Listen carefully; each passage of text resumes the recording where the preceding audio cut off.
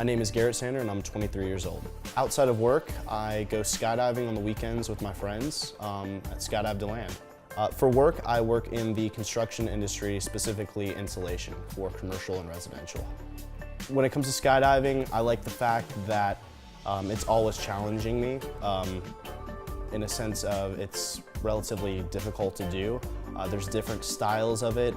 There's free flying, tracking, angle flying, and wingsuiting. So there's definitely different dynamics of it that interest me and make me want to get better and better at it. Skydiving, it's really hard to explain. Obviously there's going to be a lot of wind going on, but it's not necessarily what you would think when you see somebody falling out of the sky. You have the falling sensation for honestly the first 2 or 3 seconds, and after that you just feel like you're floating, and it's pretty neat when you're up there with your friends. To be able to share that moment with them, it's pretty neat. I'm usually starting early in the morning, around 8 a.m., get a good breakfast in me. Pretty much how you'd prepare for any other kind of sport. It's all about checking your gear, making sure that everything looks the way that it should, because that could get sketchy really fast. And just communicating to other jumpers that are there and trying to figure out exactly what kind of jumps you're going to be doing. You kind of lose the nervousness after your, I would say, 20th jump. Then it somewhat becomes, I guess, just like second nature to you, honestly.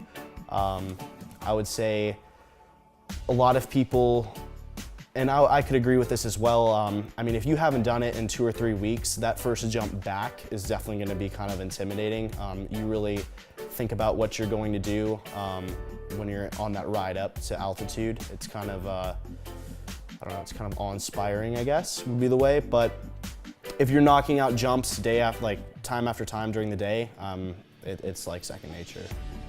So during a skydive, I guess there's different variations of a skydive that you can do. You can do something called free flying, which is either flying feet first or head first towards the earth, which picks up a pretty decent amount of speed, and it's definitely fun to do that with a group of people.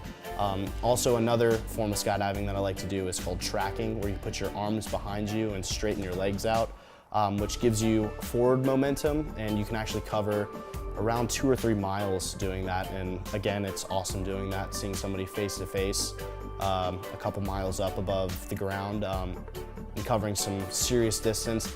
And then one of the biggest things is always checking your altimeter just to see exactly how high you are.